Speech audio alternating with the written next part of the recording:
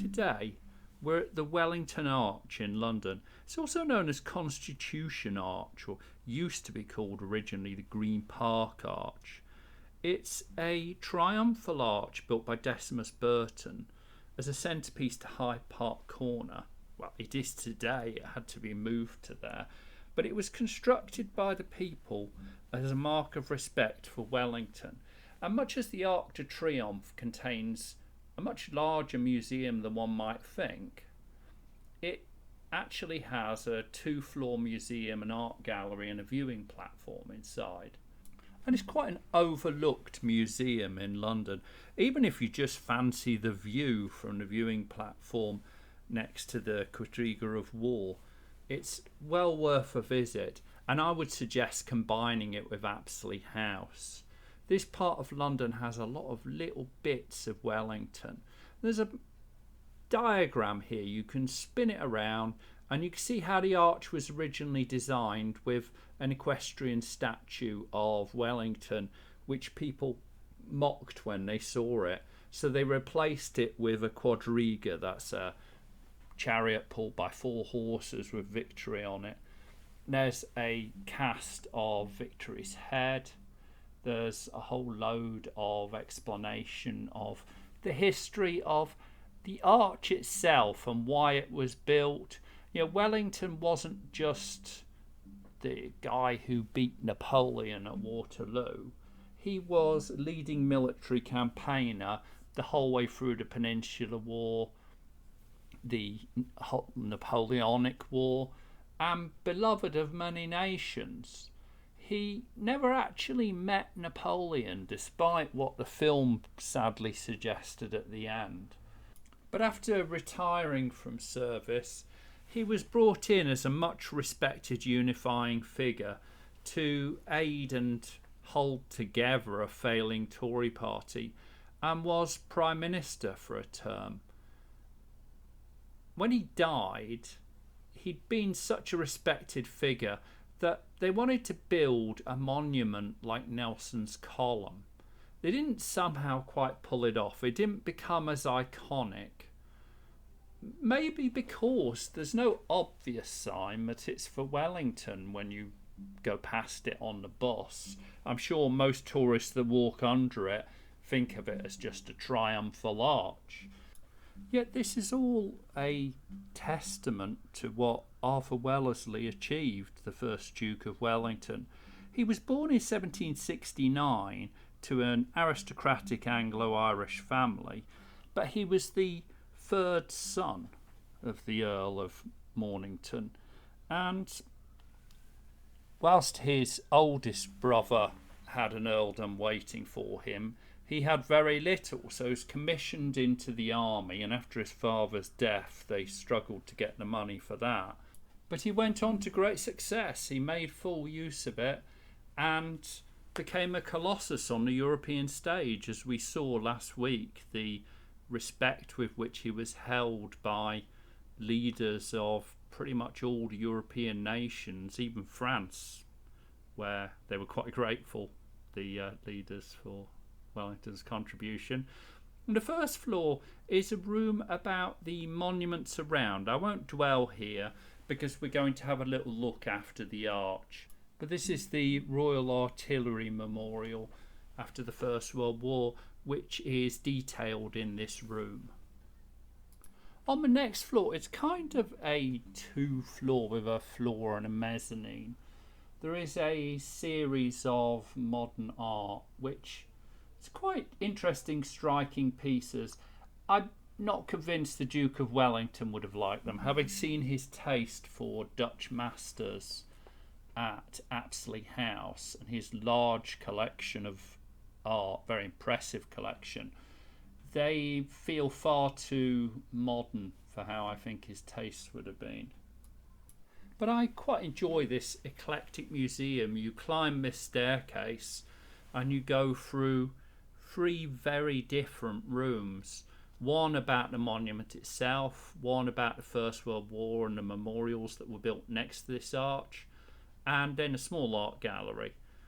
The arch itself was built, as I said earlier, with an equestrian horse on it, But the horse was mocked, the horse was taken away, the quadriga was added, and then when they were doing road calming measures around here, they actually moved the entire arch, and they descended the statue through the centre of the arch, dismantled the arch, moved it, and then jacked the statues back up.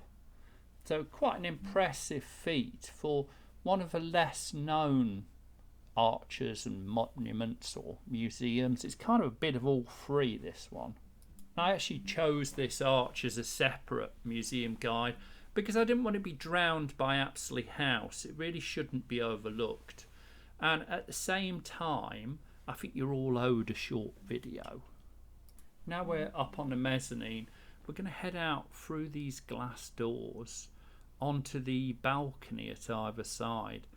And there's some quite spectacular views there. That's Apsley House. I'll just raise the camera a little bit. That's Park Lane. You can see a statue there.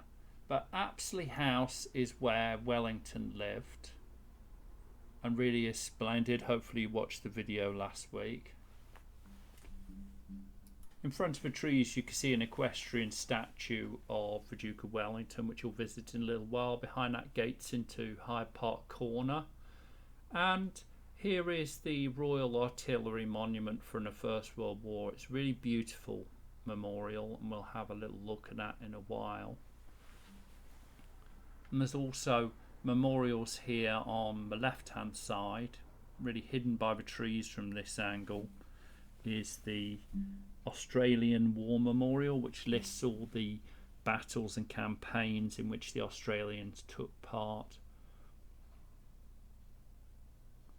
And just to the left here, those trees are the rear of Buckingham Palace Gardens. Here you can see the quadriga on the other side.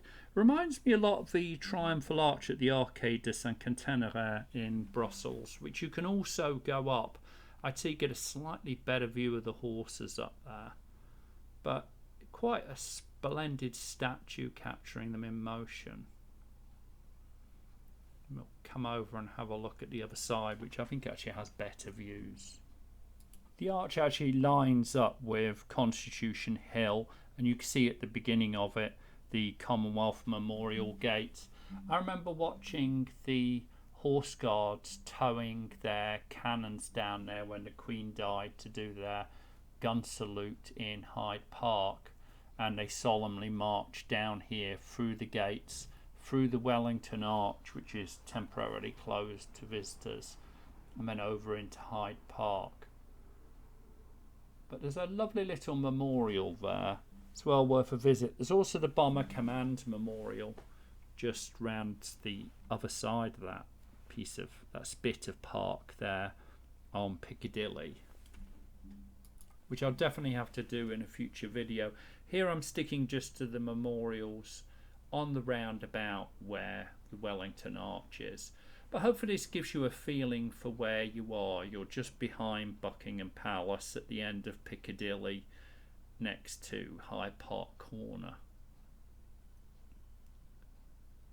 And I think it's a lovely little museum. It's well worth a visit. Doesn't have the splendid views of the Arc de Triomphe, but you know, you are in London, not Paris. So let's head downstairs. You walk down through the 3 floors of the structure. I can tell you it's a lot better walking down than walking up. There is a lift. You can use it both ways. The lift visits every floor, so it's perfectly possible to see the monument with just the lift. And it's always fairly quiet. I think this is my 3rd time here, and there's always just a handful of visitors. So you do have an opportunity to visit quite swiftly and uninterrupted. We're going to just walk around the outside of the Wellington Arch and check out some of the memorials here. There's a memorial in this corner with, it's the Australian War Memorial, and there's a series of slightly overlapping blocks, almost like waves in the sea, and it lists the campaigns in which the Australian forces fought. It's quite hard to make out on the camera, but light words are made up using smaller dark words. So it's quite, so you can see Gallipoli there, but if we were to zoom in, you can see the little black smudges. Those are actually the words of battles within campaigns. So it's very artfully created, and it's a very calm and restful, if a little modern, but certainly a very striking memorial in the flesh. I really don't think it works on camera the same way. It's much better than it looks. And over here is the Royal Artillery Memorial. At the end of the First World War this was built, and the entire square was full of veterans and well-wishers and family when it was opened. It actually was the first monument in Britain to feature a dead soldier. So you can see it's a First World War artillery piece, and on all four sides it's guarded by metal statues of Royal Artillery soldiers. There's an officer, there's a soldier, and over here is a dead soldier covered by his coat, laid on the earth, and was considered almost shocking to portray this at the time. But it's a very beautiful memorial. It's weathered a little heavy over the last 100 years. And there's the Wellington arch in the centre. We're going to head over, weave between these cyclists, and you do have to be careful of the cyclists at this spot because it is a favourite for cyclists, and a lot of them don't seem to think the rules of the road apply to them the way that they do to pedestrians or car drivers. Here's an equestrian statue of Wellington, and on the four corners are soldiers from different regiments that served under him. The four guards representing the United Kingdom and the different countries within it. And supposedly this is actually cast from bronze from captured French cannons, although I would say pretty much every war memorial in London lays that claim. I like that this spot is very much focused on Wellington because everyone thinks about Nelson, and Nelson's the figure who's remembered, and certainly a great admiral, but Arthur Wellesley was a strategist and a tactician. He delivered a consistent campaign over the entire length of the Napoleonic War and won numerous battles. Nelson did win battles, but did he have tactics? He certainly had strategy. His strategy was charge through the centre and just fire. I once saw him described as almost psychopathic in the way he fought. And a great leader, but he somehow eclipsed Arthur Wellesley, who was an equally beloved figure by the nation and by the men who served for him. In this corner we have an intriguing monument to the New Zealand war dead. It's very modernist. There's posts standing with a series of raised descriptions, poems, things that are associated with New Zealand. There's a description of haka, they describe them as the Antipodes. There's also a rugby ball, and there's an explanation of how the All Blacks came from the Colonials rugby team. But certainly striking.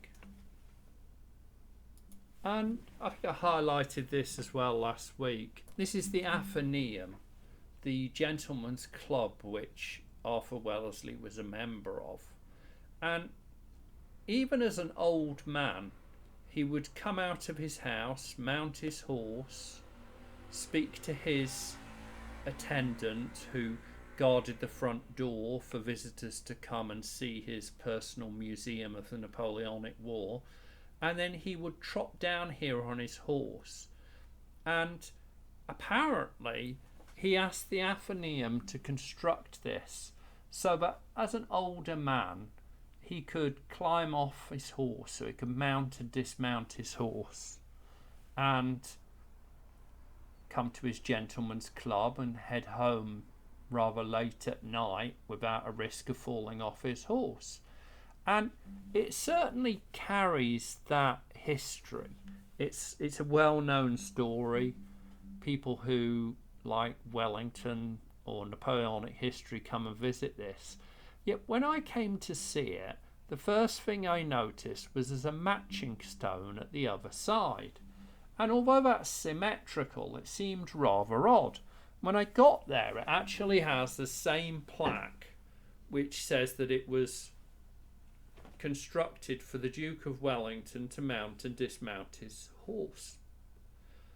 And maybe the architects wanted a level of balance to match the classical architecture of the Athenaeum, but it does seem very strange to me that you would have two stones for mounting and dismounting. And if you have a theory on why that would be, I'd love to hear, because it doesn't quite make sense to me. It feels almost like the plaque has been attached to something because that's become a legend. Maybe I'm just being a bit jaded. Well, I hope you enjoyed our visit to the Wellington Arch. Please do like and subscribe. Check out the video of Apsley House from last week. And hopefully we'll see you next week for a very different museum tour. We're going to be visiting 3 historic churches in central London, 2 of which have their own museum. And it'll be a nice short video again.